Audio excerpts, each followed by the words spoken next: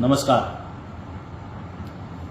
માન્ય મુખ્યમંત્રીશ્રીને પત્ર લખ્યો છે, ટ્વીટ કરીને જાણ કરી છે કે જે રીતે અત્યારે સ્માર્ટ મીટર લગાવવાથી આખા ગુજરાતની અંદર લોકોના મનમાં એક અસમંજસ છે, એક બુમરાહો ચાલી રહ્યો છે કે સ્માર્ટ મીટરની અંદર બિલો વધારે આવી રહ્યા છે. આ પ્રકારની ખોટી વાતો જે થઈ રહી છે એને અનુલક્ષીને મેં સમય મર્યાદા વધારવા માટે અને એક બે સૂચનો સાથેનો પત્ર લખ્યો છે. પત્રની અંદર મેં સ્પષ્ટપણે કીધું છે કે જે રીતે મીટર આપણે 3 દિવસ બંને મીટર રવા દઈએ છીએ એની જગ્યાએ આપણે 60 દિવસ માટે રવા દઈએ, એટલે કે 2 મહિના માટે, જેથી કરીને લોકોના મનમાં જે શંકા છે એ શંકાનો તમામ પ્રકારે નિરાકરણ આવે. સ્માર્ટ મીટરથી આ પ્રકારના ફાયદા થાય અને બરોડા MGVCL પણ કદાચ એવું મરજિયાત કર્યું છે એવું મને ધ્યાન પર આવ્યું છે.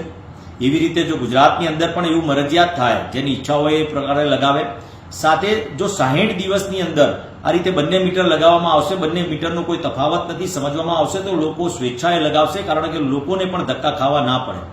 સરકાર પારદર્શક છે, હરહંમેશ વિચાર કરતી હોય છે, એટલે જ મેં માન્ય મુખ્યમંત્રીના પોઝિટિવ જવાબ માટે મેં પત્ર લખ્યો છે અને હરહંમેશ પ્રજાલક્ષી વાત માન્ય મુખ્યમંત્રી શ્રી ભૂપેન્દ્રભાઈ પટેલ સાહેબ અને કનુભાઈ દેસાઈ સાહેબ કરતા હોય છે.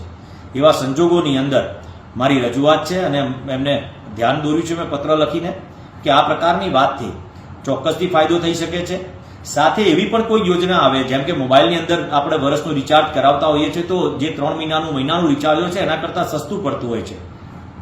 એવી જ રીતે AMC દ્વારા પણ ટેક્સમાં પણ રાહત મળતી હોય 10-20%, 25% સુધીની. એવી રીતે આપણે જો GEBની અંદર પણ જે રીતે આપણે સ્માર્ટ મીટર જે જિલ્લાઓમાં ગુજરાતની અંદર લગાવવામાં આવી રહ્યા છે એની અંદર એડવાન્સ પેમેન્ટની અંદર પર્સન્ટેજમાં ડિસ્કાઉન્ટ આપવામાં આવે તો હું ચોક્કસથી માનું છું કે સ્માર્ટ મીટર લોકો સ્વેચ્છાએ સામે ચાલીને લગાવવા માટે તૈયાર થશે. એવો કોઈ નિર્ણય લેવાય, એવા કોઈ નિર્ણયથી પ્રજાને ફાયદો થાય, પ્રજાની અંદરથી જે વહેમ છે એ વિચારશક્તિ દૂર થાય, તેના માટે માનનીય મુખ્યમંત્રીશ્રીને પત્ર લખીને આજ રોજ મેં જાણ કરી છે. મને વિશ્વાસ છે કે ભૂપેન્દ્રભાઈ પટેલ સાહેબ હરહંમેશ પ્રજાલક્ષી નિર્ણય લેતા આવ્યા છે તો ચોક્કસથી આના માટે પ્રજાલક્ષી નિર્ણય લેશે એવી આપને વિનંતી પણ કરું છું.